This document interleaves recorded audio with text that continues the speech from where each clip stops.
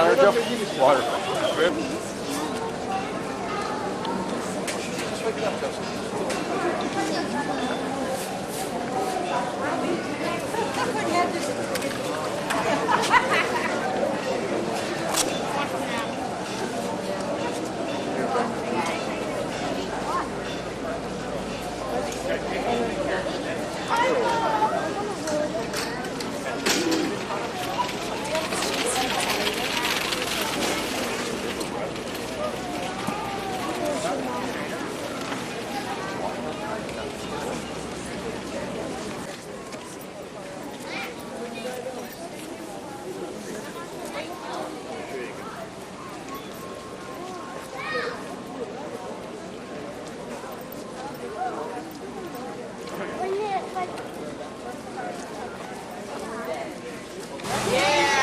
As we say in Harambe, Twende, let's go, and we are staying right here.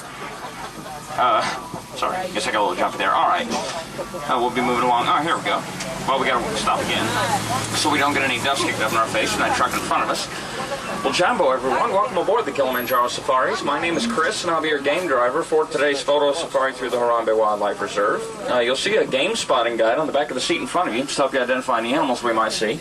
Now, the reserve is about 800 square miles of bush country, so all the trucks here are in radio contact with both our HQ and the reserve's airborne warden. He's our eye in the sky. Quick tip, anyone who's taking pictures, I can only slow the truck down. I cannot stop it, so make sure to have your cameras out and ready to go at all times. Oh, sounds like some of the wardens are talking to each other. We're inside the reserve now, so try to keep an eye out for any animals hidden in the trees and the undergrowth. Some pelicans over there to your right. Sometimes we spot okapi, which are a distant relative of the giraffe. This is also the sort of habitat where we can see forest antelope like Nyala and bongo. Sometimes we even see black rhinos.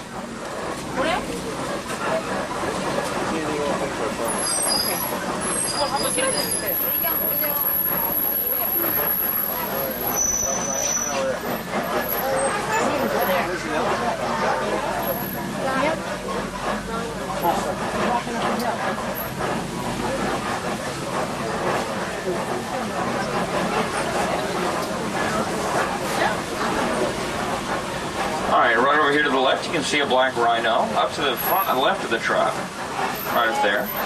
Now when black rhinos are fully grown they can weigh about 3,000 pounds and charge at about 35 miles an hour. So they may seem indestructible, but they are not by any means. There's another one. They've been hit very, very hard by poaching. There's less than 2,500 of them left in all of Africa. Two reasons why they're hunted so much: they have poor vision and very valuable horns, so they're easy and profitable targets. Hopefully everything's okay.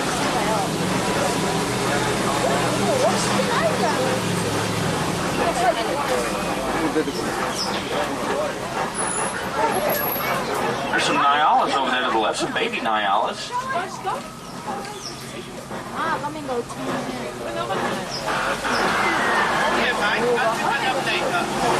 Sounds like our reserve warden is in the air right now. Symbol 1, calling Warden Wilson Matua. Are you making the rounds today? Over. Yes, Symbol 1. And today I have a passenger. Miss Johnson, my favorite wildlife researcher. I'm Jumbo, everyone. Well, we are at the Safi River, headed north into the savannah. If you guys have any wildlife spotting tips, we'd love to hear them. Over. Roger, Symbol 1. Will do. Over.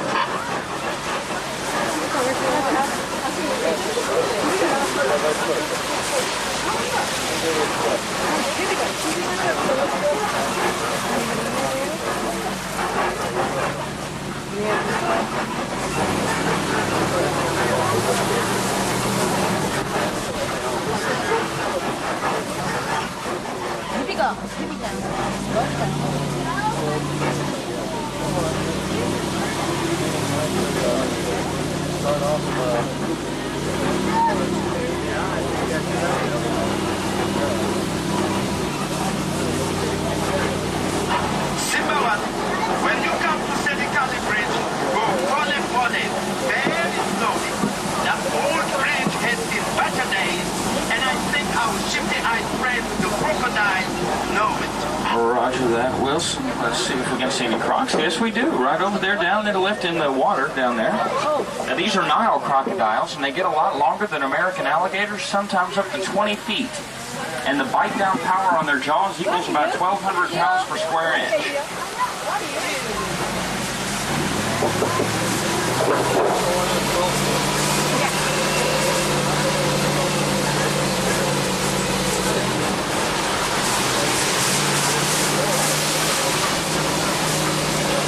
Alright, well, coming up next is the best view in the whole reserve. Also coming up, right here to the right, actually, it's one of the reserve's finest baobab trees. This one's probably over 1,000 years old right here to the right, and these types of trees can live for up to double that. And they only have leaves on them for about 3 months out of the year, so this one is not dead, it's just dormant right now. They can survive with very little water. They usually end up doing that. Now, the savanna that you see in front of you out there, well, maybe see out there, is part of the Serengeti grassland system.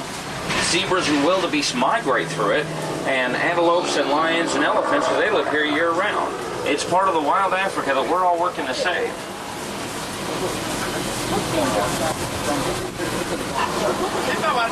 I see you down there. You are in bush country. Drive carefully. I don't want you bumping into my animals. You should begin to see a wide variety of grass-eating animals around you, such as Thompson's gazelle. Miss Jobson, no one in Africa calls them Thompson's gazelle. They are termites. Termites. Over. Thanks, guys. We'll check in with you later. There's a couple of giraffes over there to the right.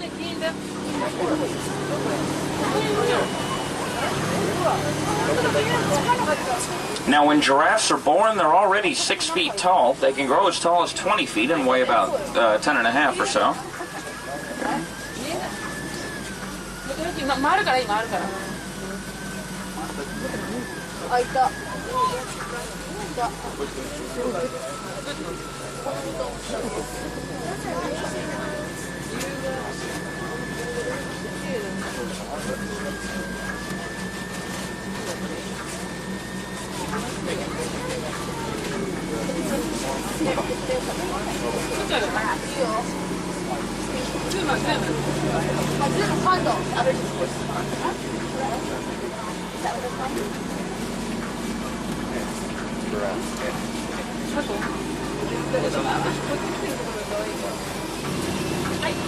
Now, up here to the left, this cone of earth up here, towards the front of the truck, that is a termite mound, and it's as hard as concrete. Now, what happens is elephants use those as scratching posts until they're worn down. Then once they are, antelope get on top of them and look for lions that are hiding in the tall grass. Now, it does take several years to build them that high. It's a combination of both dirt and termite saliva, which is probably more than y'all wanted to know, so I apologize for that. But they actually start underneath the ground rather than just on it and work their way up.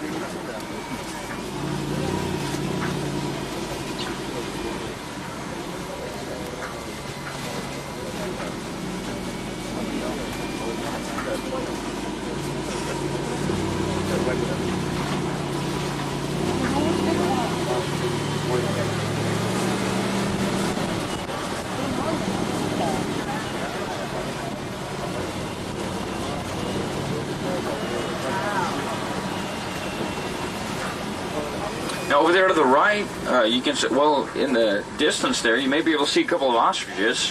Hang on, let's get closer. Now, ostriches are the largest birds in the world, and they lay the largest eggs in the world. When they're fully grown, they can run at speeds of about 40 miles an hour. There's one over there to the right, near those fallen trees there. A couple more walking. They're going to be over here. I know, they're right there, over towards the tree. Look at them.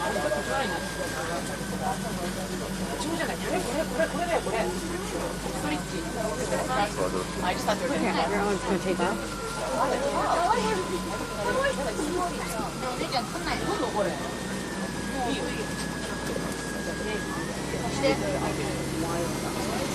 Now, the look of the savannah is pretty much a result of the animals that live here. Elephants, for example, are like the bulldozers. They knock over the trees and eat them.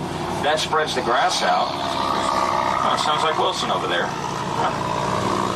The giraffes are like the pruning shears because they eat the leaves off of the trees and that lets more light in. Zebras and wildebeest are like mowers. They eat the grass, that lets new shoots grow. And little nibblers like the gazelles and the warthogs trim around the edges. Now, in a balanced natural system like that, there's enough food for everybody.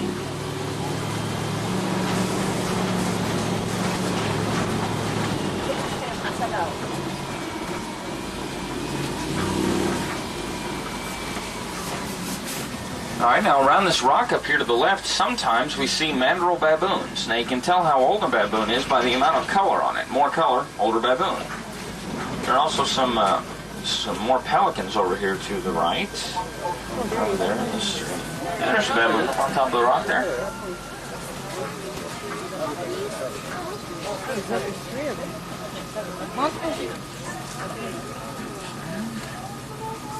There's the oldest one over there in the back.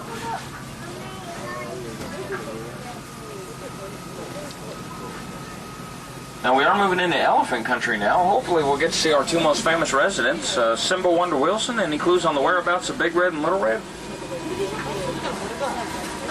I have not seen them today. Try the red clay pit. Big Red is the elephant matriarch of the reserve's herd. She gave birth a while ago to a new calf. He just made in the same red clay pit as his mama. So I named him Little Red. Elephants are wonderfully social creatures. They have moods, sympathies, and emotions. Over. Well, the childhood of an elephant is a lot like the childhood of a human. About the first 13 to 15 years of their lives, they'll stay with their mothers. That whole time, they'll learn all sorts of things from their mothers, like what to eat and where to live, how to socialize with other elephants even, things like that. They build a very complex family structure. Uh-oh. Another old bridge. Everybody better cross their fingers on this one. Hang on to the kids. Might not be a bad idea. Just think that we're kind of... And we'll be alright. Everybody hold on!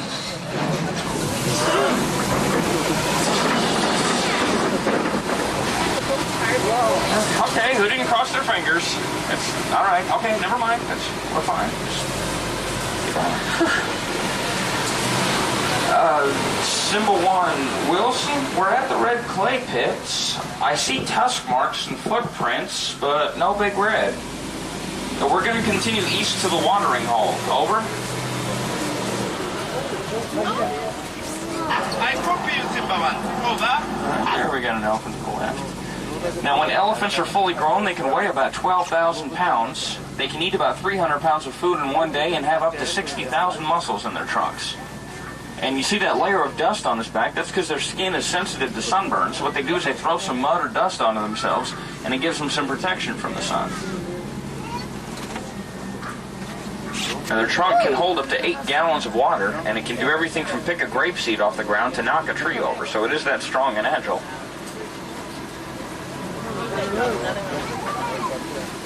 Simba 1, I have to report back to base. Over. Sour, Wilson, we'll pick you up when we can. See what's on the radio here.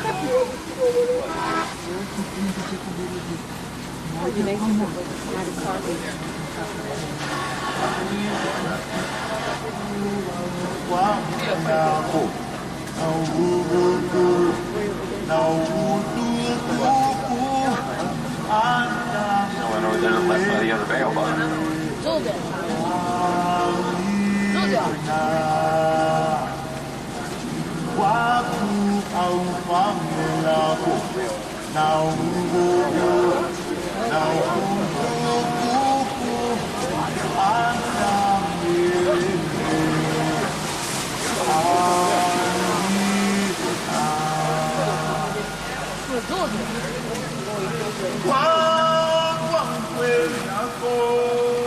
Also some greater flamingos up here to the left.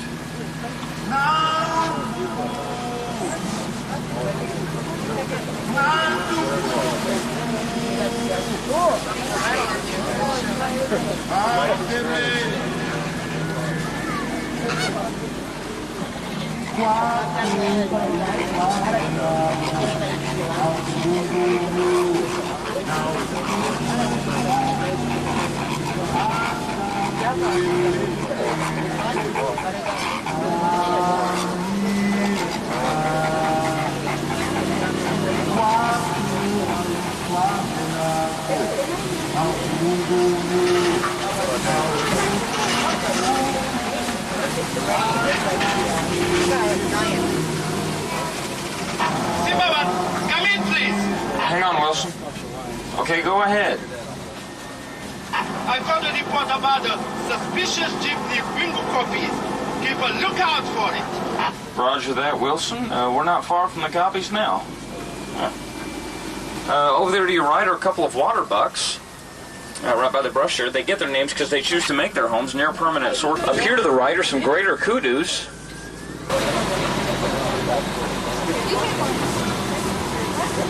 There's a couple of white rhinos up here to the right.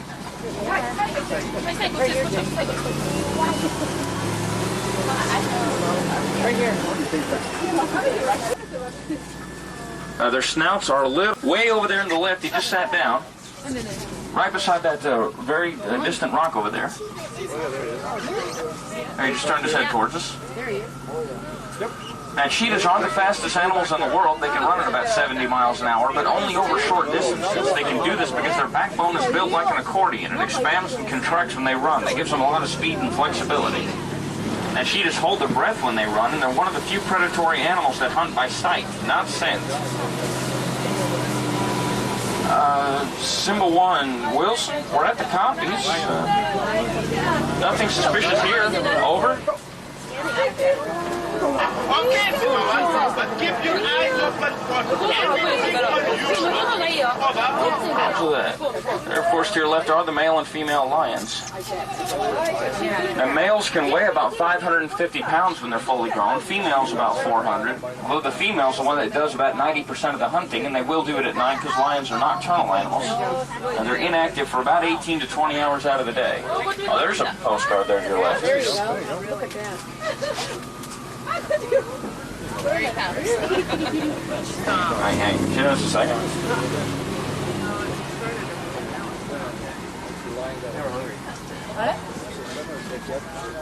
Oh, looks like he's going down another pit. He's a little mad. The Lions lost a big game last night, so. There you go. So good shot. Yeah, really. Now, contrary to popular belief, the roar of the lion is not used in the hunt. It's used as a territorial warning to other males. They'll sound it in early morning and late afternoon.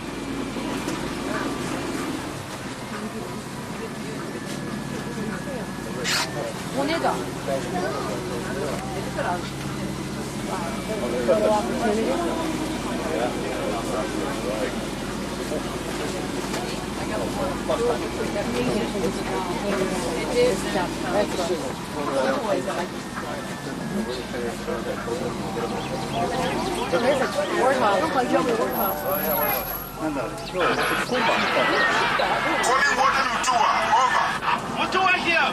There are ample reporters in the reserve. They shot Big Red. She is wounded. What about Little Red? No word yet. Where was it last seen? Magadi Gorge. Okay, you head there. Roger. Zimmerman, we must stop the poachers. I am landing at Magadi Gorge to block off the east end. If you come in from the west, we could trap them. Please, Symbol 1, we need your help. Hey, everybody up for helping Wilson catch some poachers today? Yeah. Count us in, Wilson. There's some more gazelles back there to your right. Little brown animals. Some of the largest gazelles we have in Africa. They're frequently called the most beautiful.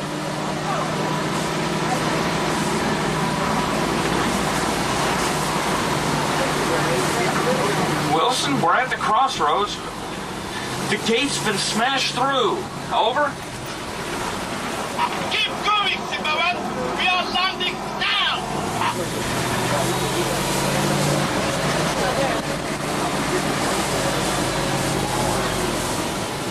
Zimmerman, we spotted the poachers. Head east. Force them towards us. Will do. Gotta be careful in here. It's the poachers. Hang on.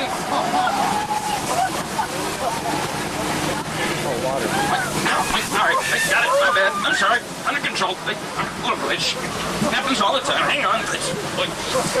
All right, I'll pay for that. I'm sorry. This is the poachers' camp.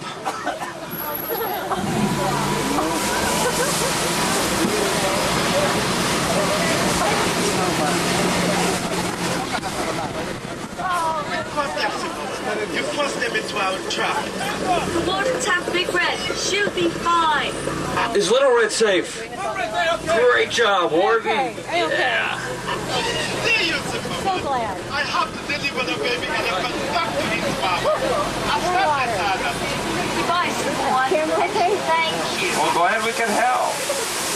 All right, asante sana, everyone. Thanks for helping us save Big Red and Little Red. Now I'm going to drop everyone off at the Warden's Post. From there, it'll just be a short walk to Pangani Forest or back into Harambe Village. Hope everybody had a good safari, and come on back to Africa soon. The animals will be waiting for you.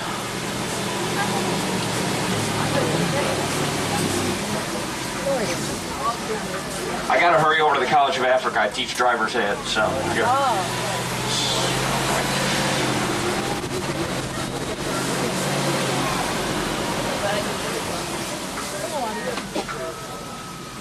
We could take out the